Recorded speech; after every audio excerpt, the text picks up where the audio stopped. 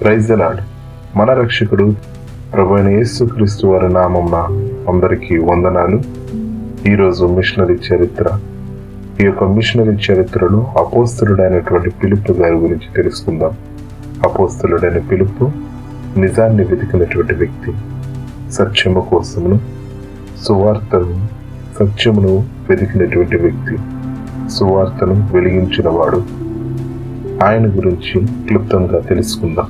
ఫిలిప్పు బెత్సాయిదా అనే గ్రామానికి చెందినటువంటి వాడు. యేసు స్వయంగా పిలిచిన మొదటి శిష్యులలో ఒకడు. నా వెంబడరా అని యేసు పిలిచినప్పుడు ఫిలిప్పు ఆలస్యం చేయకుండా తన ప్రాణమున్నంత వరకు యేసును వెంబడించాడు.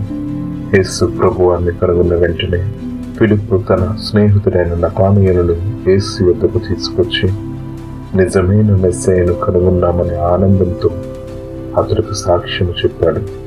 5 రొట్టెల అద్భుతం జరగకముందు యేసు ఫిలిప్పును పరీక్షించాడు.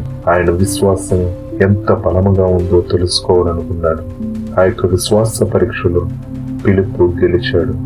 ప్రపంచ జనులు యేసును వెతికినప్పుడు ముందుగా వారు ఫిలిప్పును సంప్రదించారు. ఫిలిప్పు ఆంధ్రేయులతో కలిసి యేసును యొద్దకు తీసుకొచ్చాడు.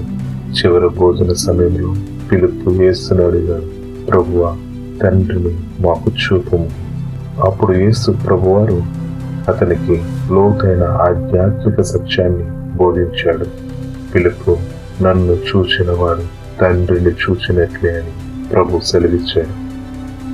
యేసు పునరుద్ధానమైన తర్వాత ఫిలిప్పు పరిశుద్ధ ఆత్మశక్తితో ధైర్యముగా సువార్తను ప్రకటించాడు. సాధారణ శిష్యుల నుంచి మహాసాక్షిగా మారాడు. ఫిలిప్పు సిరియాలోను, ఫ్రిగియాలోను, హైరాపోలిస్ ప్రాంతాలలో సువార్త ప్రకటించాడు. విగ్రహారాధనలో చిక్కుకున్న వారికి నిజమైన సత్యాన్ని పరిచయం చేశాడు. హైరాపోలిస్లో విగ్రహారాధనకు వ్యతిరేకంగా ధైర్యంగా నిలిచినందుకు ఫిలిప్పు సిలువ వేయబడ్డాడు. అయినప్పటికీ చివరి క్షణము వరకు ఆయన ప్రార్థనలోనే ఉన్నాడు.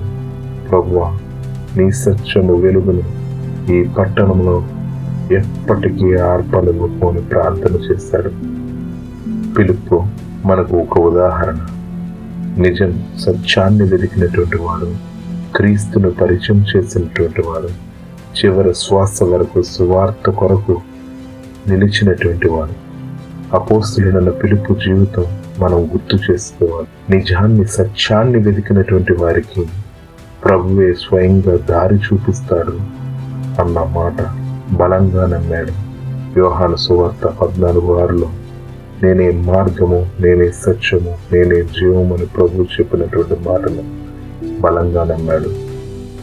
తన పరిచర్య అంతట్లో కూడా ఆ సత్యము వైపు, ఆ మార్గములోను, ఆ జీవములోను నడిచాడు.